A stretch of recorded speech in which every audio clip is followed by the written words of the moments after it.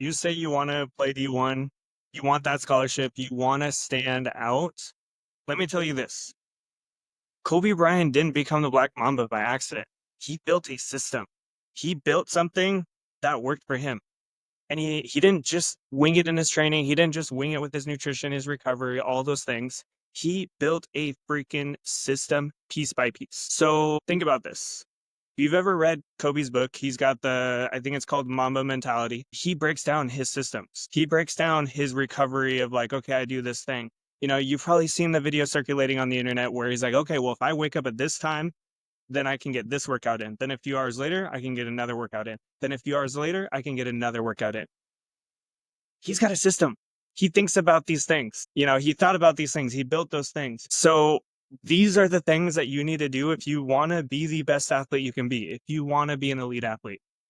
So today we're breaking down why every athlete has a system and why you should build one as well. So let's be real. If you're not building a system, you're leaving your results to chance. Think about it. Tom Brady had a freaking system. Kobe, as we talked about, had a system. LeBron, Messi, Otani, all these guys had a system, have a system. The best athletes in the world don't just show up. They don't just do whatever. They build a system. They have a plan for how they train, how they recover, and how they eat. This is what separates the average from the elite.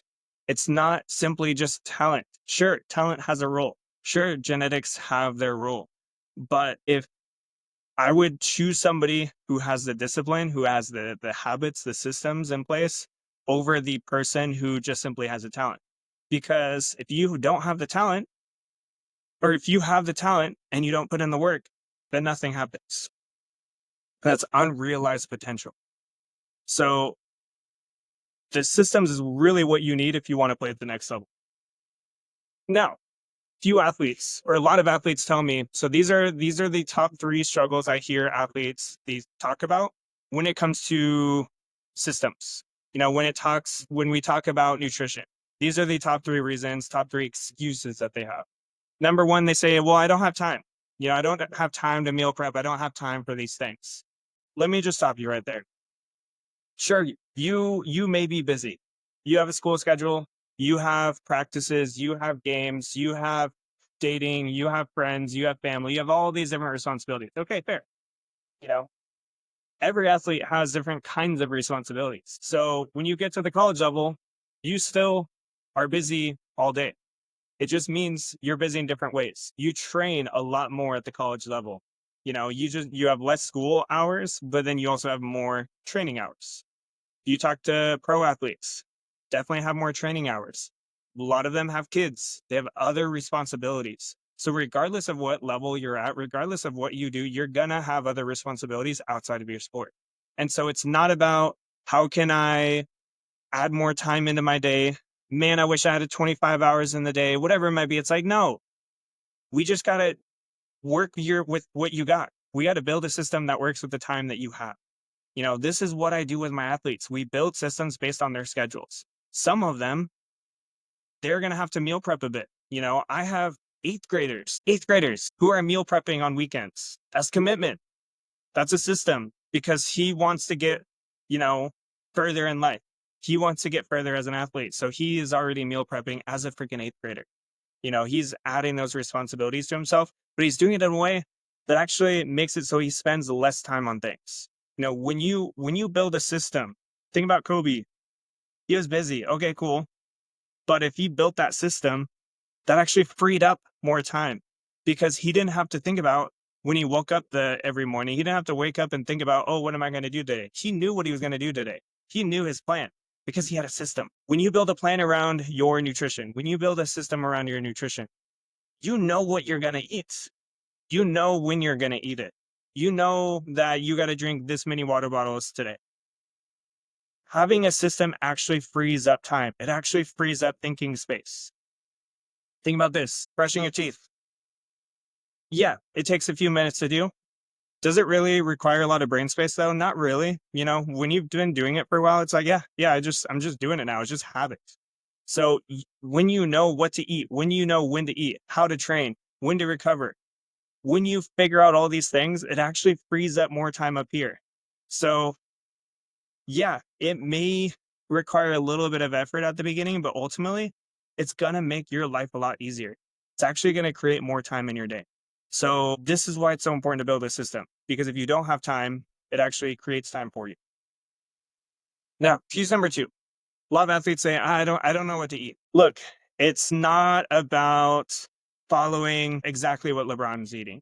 It's not about following some influencer on TikTok or some random coach that you found, nutrition coach, whoever on TikTok who says you need to eat this before training.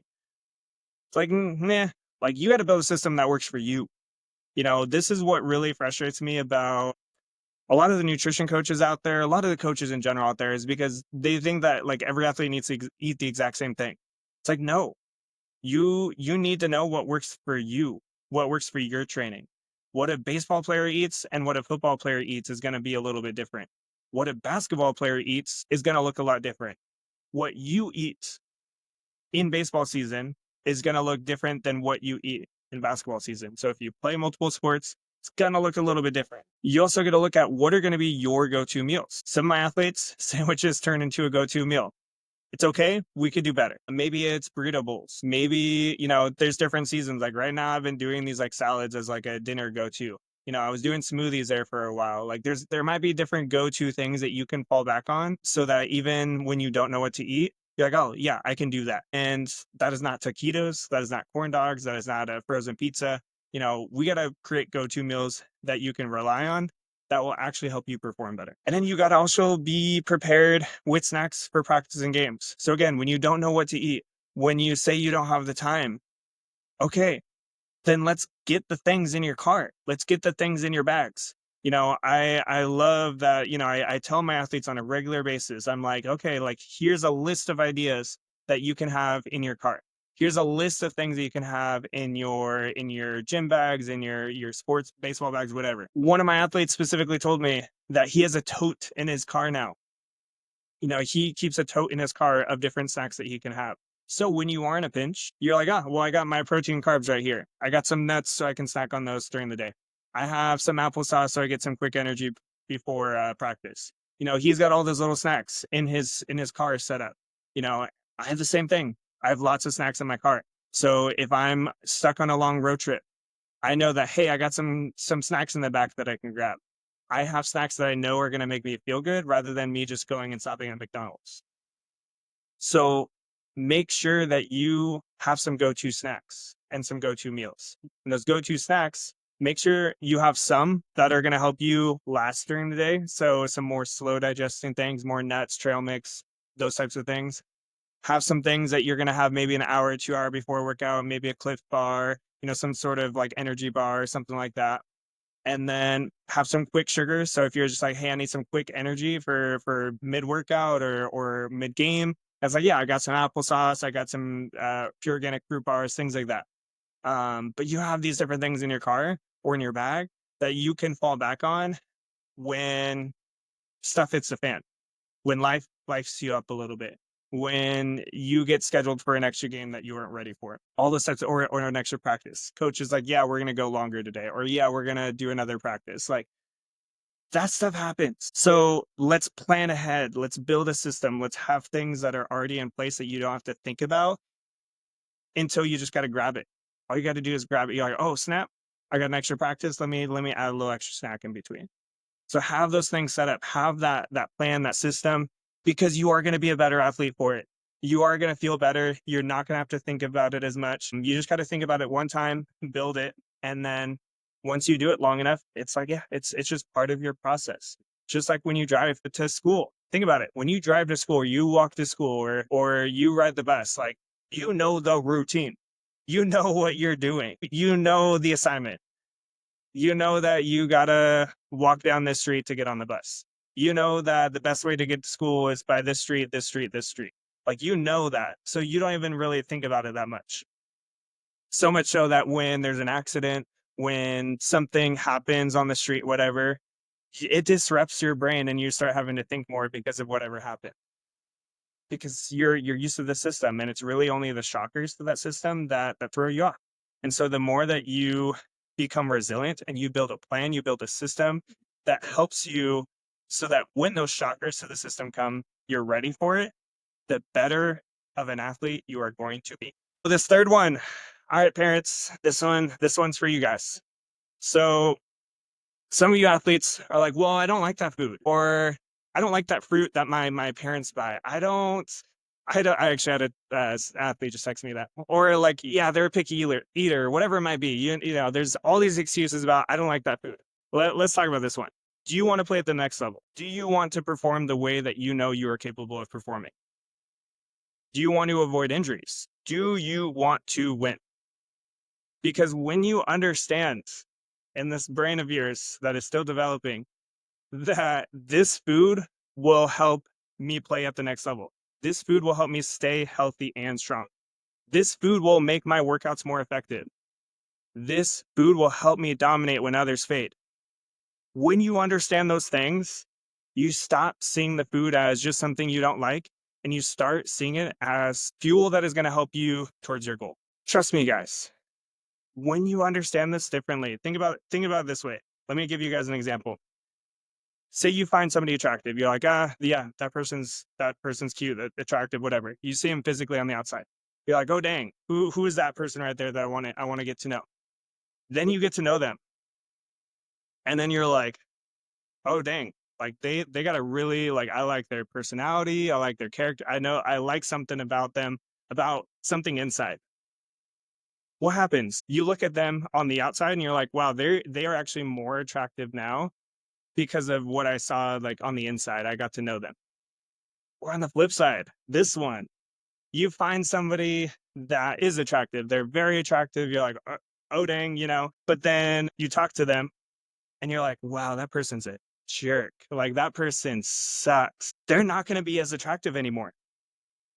So think about food this way. What if we treated food like that? What if we were like, okay, we see that food, we see that salmon, that fish that we didn't like before, and we start changing the way that we think, and we think about it as like, man, that may not look very attractive on the outside, but on the inside, that thing is going to help me perform better. That thing is going to help me prevent injury. That thing is going to help me perform the way that I should. That food's going to be a little bit more attractive. You know, those greens, the broccoli, the spinach, the things like that, they become more attractive to you when you understand their assignment, when you understand what they are going to do for you. A lot of my athletes have been able to overcome their picky eating when they've understood that this is going to help me versus this just, it doesn't look good. So shift your thinking on that. Shift how you understand food and what it is going to do for you. And you will start liking more food, and you will start not liking the food that's actually going to hold you back. You know, that helps me with pizza. That helps me with fried foods. Like, yeah, I like them from time to time, but they don't have the draw that they used to for me because, again, I understand that those things make me feel crappy. Those things don't help me perform the way that I want to. I'm not going to eat those right before I have to present to a team or to coaches or to whoever, because I know that is not going to make me perform the way that I should. So think about it that way. All right. Now let's talk about how do we develop a system? Let's talk about 4 key things in that system that you need. Okay. Every elite athlete needs these 4 things. So, number 1, and this is the number 1 reason why athletes and really anybody struggles with nutrition, is consistency. You know, it's not just about you eating more sometimes. It's not about you just eating fish once a month, occasionally, whatever, periodically. It's like, no, this is about you doing something consistently. So you're going to eat that salmon 2, 3 times a week because it's going to help you perform better. You're going to eat it every Tuesday and Thursday, whatever it might be. This is you eating breakfast on a daily basis because you know it's going to help you perform better. And not only that, but when you do it consistently, like I said, it becomes a habit. The more that you constantly change what you're doing, you constantly like shock your system, your brain's going to constantly work. So the more that you can be consistent, the less brain work you have to do. So if you know you're going to do your homework at 5 o'clock every day, less shock to your system. You know, it's just like, it's just part of it now. You know that you're going to eat this breakfast 5 days out of the week. And then on the weekends, you might do like something else. Again, less shock to the system. So build that consistency. Number two, quality. It is not just about how much you eat, it's about what you eat. Sure, how much you eat can help you pass the eye test, but what you eat is going to help you pass the performance test. What you eat, when you eat, is going to help you maximize your potential as an athlete.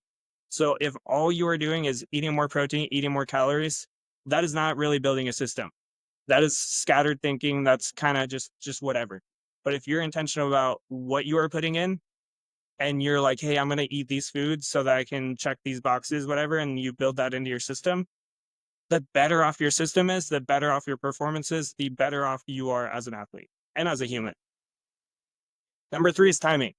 Okay. I just briefly mentioned it. It's not just about how much you eat, it's about when you eat. So when I work with athletes, every single one of them talks about in the first couple weeks, man, I just have so much more energy. Like, wow, I have way more energy for my workouts now. And then that energy continues to improve. And why? It's because what we do in that very beginning is we address the timing piece. We make sure that they're eating consistently throughout the day. We make sure that we're getting in the right things pre-workout. We address those things because it produces quick results. It helps produce results that they can actually see and feel. And then those results, the better energy, of course, is going to translate to more strength, more speed, more of those other things that they join the program for. So we got to address when you eat, not just how much you eat. And then fourth is adaptability. So if you are a multi-sport athlete, you got to understand that your schedule is going to be different every season. You've got to be able to adapt to that. If you are training in high school season or playing in high school season versus playing in travel season, your schedule is going to be different. What you have access to is going to be different.